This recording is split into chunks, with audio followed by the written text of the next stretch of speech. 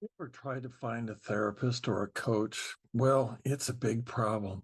Stay tuned to find out more.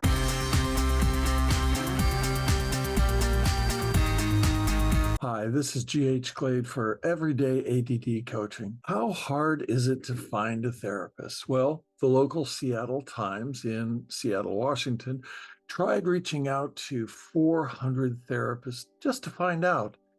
Insurance companies maintain really lengthy lists of various kinds of medical professionals. These include therapists of all sorts.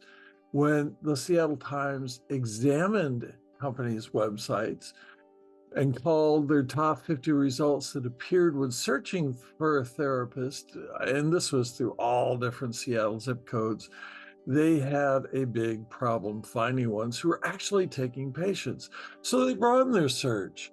Of 400 therapists, just 32 confirmed openings for new clients who are seeking outpatient mental health counseling. Within that group, 13 required a referral within a larger network like University of Washington Medical Center or Neighbor Care Health, leaving only 19 out of 400 for just your average person who's unconnected with medical services. Another 38 confirmed that they just weren't taking new people. In many cases, providers never responded, which I think is kind of rude, actually. Many therapists said they only call people back when they have availability. What can you do? Well, we're going to come to that. Stay tuned. One of the things that is a decided trend in psychotherapy is not taking insurance.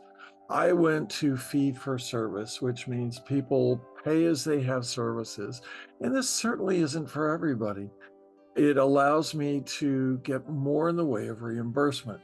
Reimbursements from insurance companies are terrible. In one with United Healthcare, high deductibles were finally reached by this one gentleman and his whole family, and he had big medical expenses, and it paid me $27 for an hour of time. And with the amount of training most therapists had, that's kind of a bitter pill to swallow. So what can you do? Look at people who are already in therapy and get a person-to-person introduction. I make it a point to always try and accept people who are referrals from people I've already established a relationship with. Talk to your friends and see, hey, do you know any good therapists? And open the door to that conversation. Oftentimes, other clinicians like naturopaths know good therapists, and having them put in a good word for you to come to them. I have a circle of people I refer to. I make regular referrals to them. They are naturopaths, they are all kinds of medical specialties. And like many clinicians, if I get a referral from one of sort of my valued group of referrals, I make every effort to take them. The difficulty for many, particularly psychiatrists, is they are scheduled way the heck out.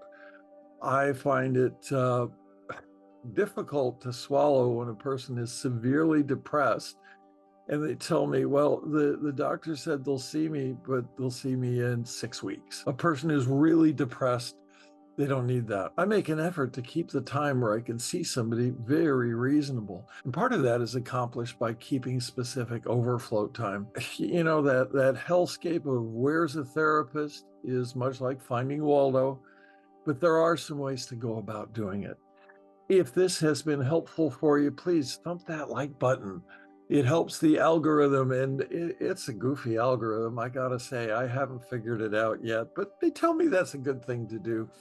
Look at it at the cost of good information, and the better payback in terms of good information is you passing it along. Until next time, this is GH Glade for Everyday ADD Coaching.